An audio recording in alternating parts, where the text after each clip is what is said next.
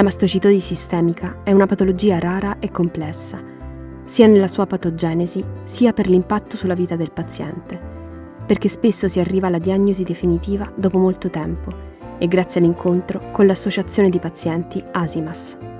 I pazienti al tempo dei social ci trovano soprattutto attraverso il gruppo di Facebook, dove probabilmente cercano mastocitosi e viene fuori il nostro gruppo.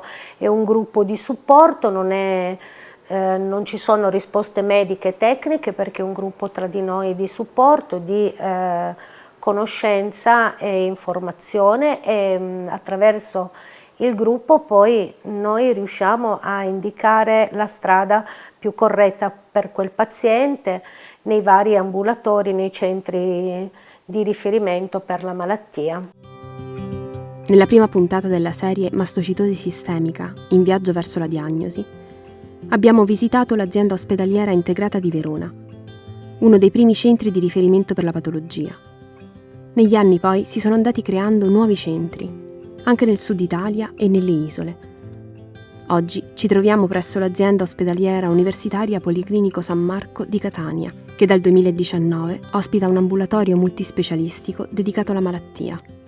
L'ambulatorio multispecialistico del centro di Catania nasce nel 2019 nel corso della pandemia Covid per permettere ai pazienti che prima si recavano preferenzialmente nei centri di riferimento del nord Italia di continuare a ricevere le corrette cure. Nel tempo si è ampliato ad accogliere anche nuovi pazienti, generalmente c'è un tantam tra gli stessi pazienti, per esempio tramite le associazioni o casi un po' particolari che sono stati discussi presso altri centri, o un vero e proprio referral dal nord Italia a noi per poter garantire la vicinanza dei pazienti al proprio centro, e stiamo cominciando a fare delle campagne di sensibilizzazione presso i centri di medicina generale e gli allergologi.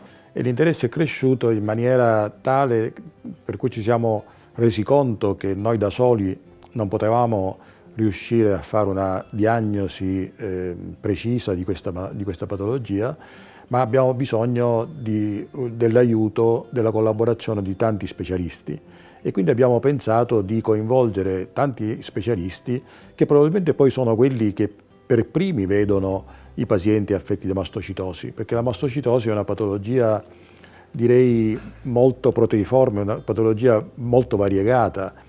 E devo dire che da quando abbiamo istituito questa squadra di specialisti che riescono a individuare, a cogliere quei segnali di patologia appunto che possono permetterci poi di fare la diagnosi di mastocitosi, da quando abbiamo costituito questa squadra il numero dei pazienti affetti da mastocitosi è cresciuto in maniera logaritmica, direi. Per cui una patologia che sembrava veramente molto molto rara, in realtà si è dimostrata non essere così rara.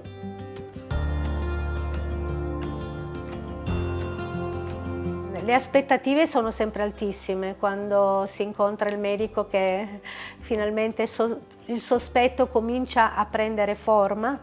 Per cui le aspettative sono sempre tantissime, però c'è sempre il percorso, no, di diagnosi, dove l'attesa diventa lunghissima, al che c'è questo scambio anche di ma quanto ci mettono ad arrivare gli esami, eccetera, no? Ed è sempre un momento molto bello, perché nonostante la malattia e anche la risposta alla diagnosi, però so cos'è, so dove combattere, so cosa devo fare, per cui diventa una liberazione. Il primo sospetto clinico nella maggior parte dei casi è una lesione cutanea, più di una in realtà, che diventa particolarmente arrossata dopo la doccia, ad esempio, non sempre pruriginosa, per cui abbiamo bisogno dell'aiuto del dermatologo. Le manifestazioni cutanee sono molteplici e vanno da semplici flushing a livello del viso, cioè arrossamenti appunto del viso momentanei,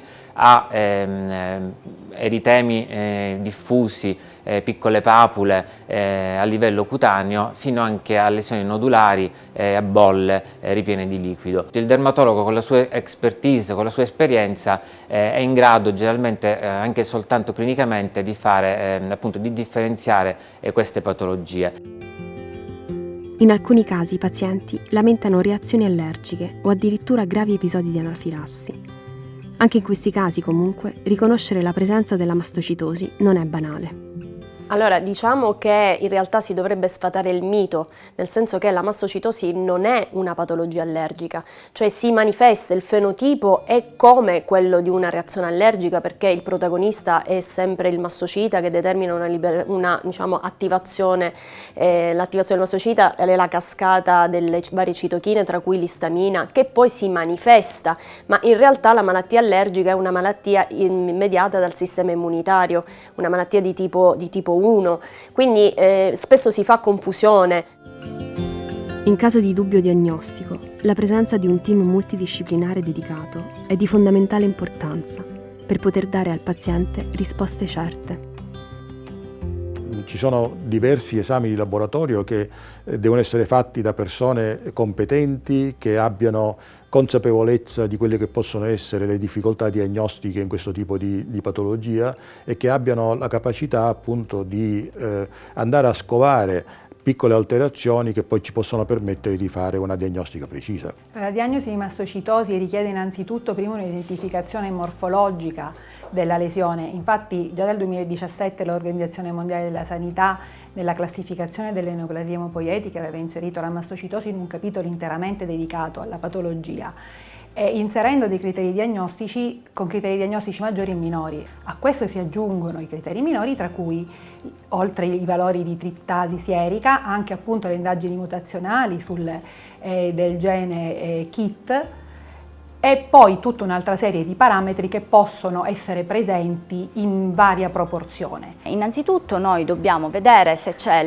una delle mutazioni che è più riportata in letteratura, che è la D816V. La presenza di questa mutazione la individuiamo tramite una tecnologia di nuova generazione che si chiama Digital PCR, che ci permette di quantizzare la carica allelica, cioè ci permette di valutare la presenza o l'assenza e, se è presente, in che percentuale questi mastociti presentano la mutazione.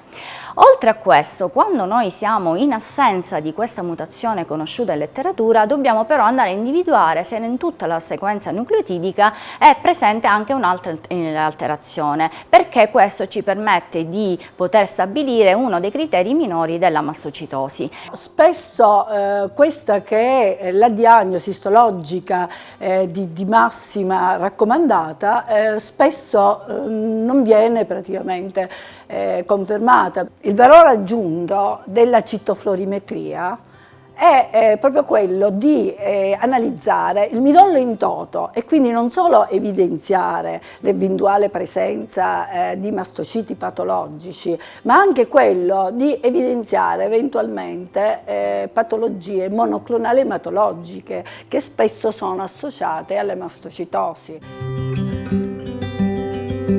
Sono stati fatti notevoli passi avanti nella comprensione delle caratteristiche biomolecolari della malattia, ma la strada è ancora lunga. La parola chiave, come sempre, è collaborazione.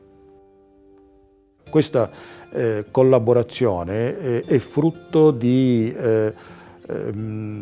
un colloquio che c'è fra noi ematologi e tutti gli altri specialisti, e anche fra noi dell'ematologia di Catania, per esempio, e anche i gruppi che si possono formare in altre parti d'Italia. Pensiamo per esempio al gruppo che si sta formando a Palermo, altri gruppi, quello di Bologna per esempio. È una patologia sulla quale ancora ci sono tanti punti da chiarire, sia dal punto di vista patogenetico che anche terapeutico in alcuni contesti, e quindi è diciamo ormai pratica comune in Italia contattare centri che possono avere già sviluppato un'esperienza numericamente più ampia rispetto a realtà che stanno nascendo da pochi anni, per cercare di attuare un confronto che possa essere, diciamo, produttivo per sia arrivare ad una diagnosi la più completa possibile, sia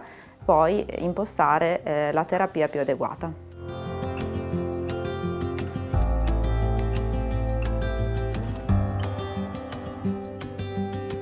Per superare le sfide che sono davanti a noi è necessario non solo un ottimo gioco di squadra, ma studiare, capire. Capire questa malattia vuol dire capirne la sua biologia. La ricerca è certamente uno dei modi con cui possiamo mettere fine alle sofferenze dei nostri pazienti.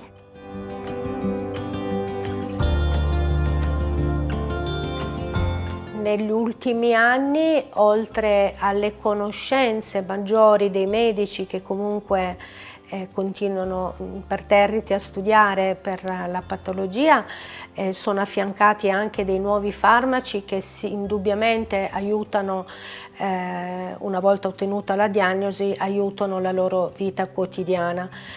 E sicuramente fino a qualche anno fa questo non c'era. Noi puntiamo moltissimo sulla ricerca, sull'innovazione, e affidandoci il più possibile, ecco, a questi mezzi che in questo momento garantiscono la sopravvivenza.